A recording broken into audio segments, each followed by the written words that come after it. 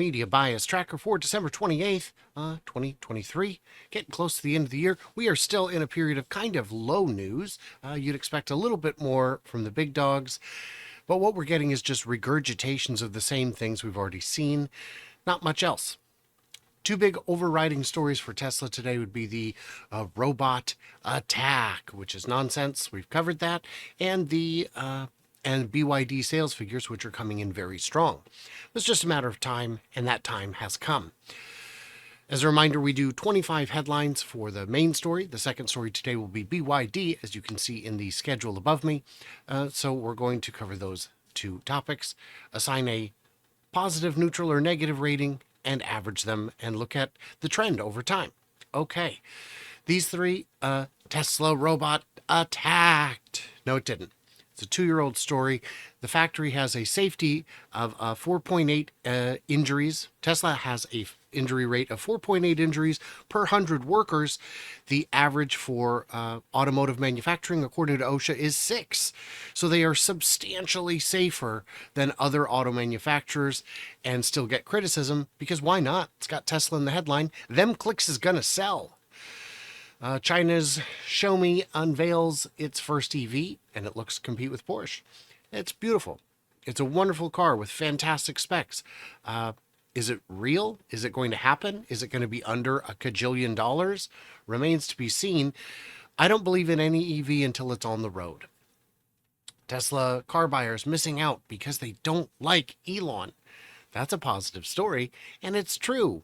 I don't know how many have actually made their buying decision based on Daddy Bad Tweet and his behavior, but maybe that's a thing that needs to be brought attention to. Positive headline there. EV business faces challenges that might not stop. And then stocks doing well, and just some stock catalysts. So some positive to balance out the negative there. Tesla plans Model Y revamp. 3 stories there. 2 stories.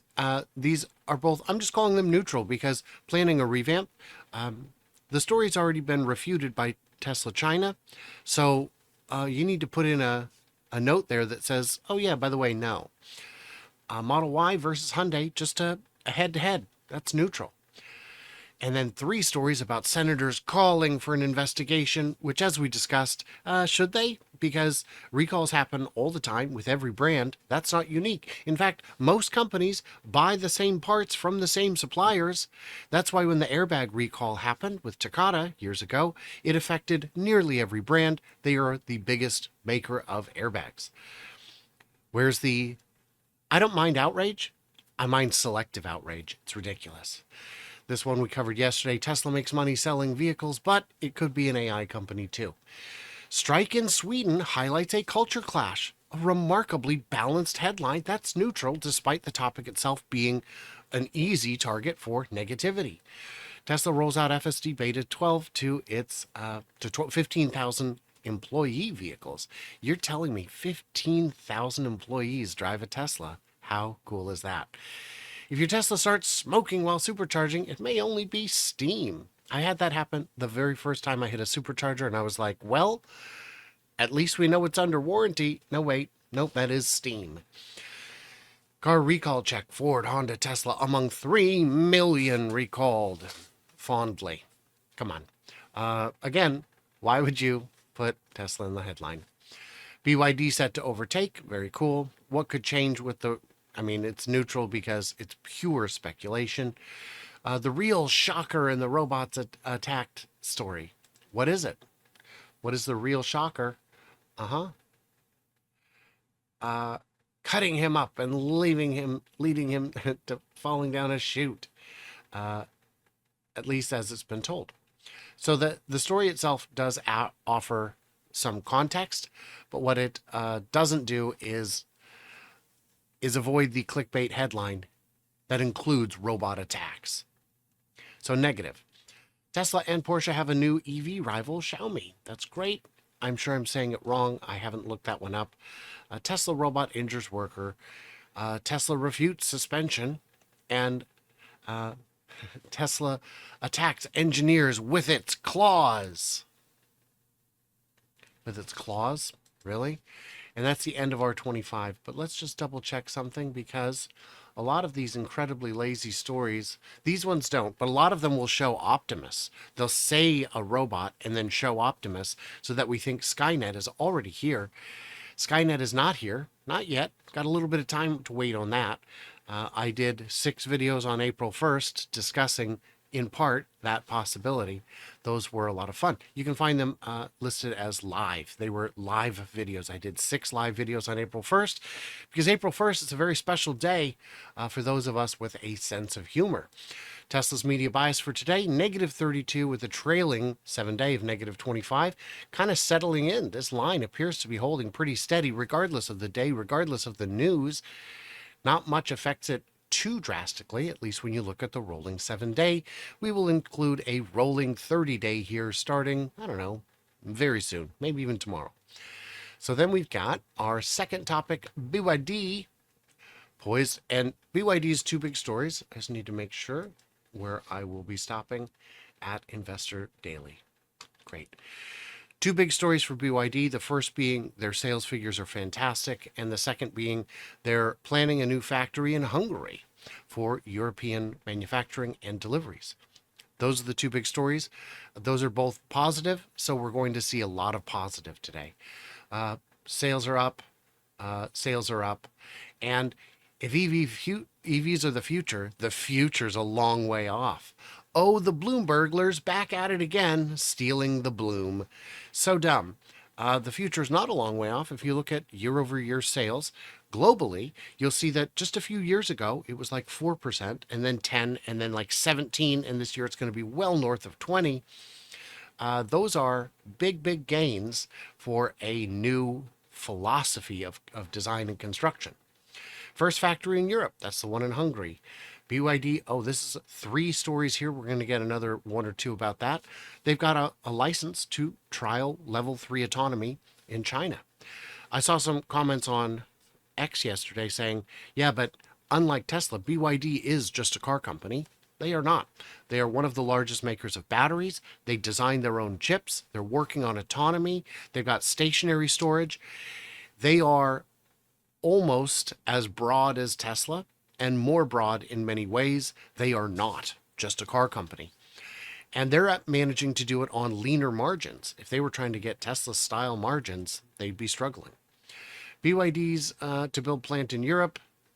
BYD Seal versus Ioniq 6. Just a battle of the streamliners.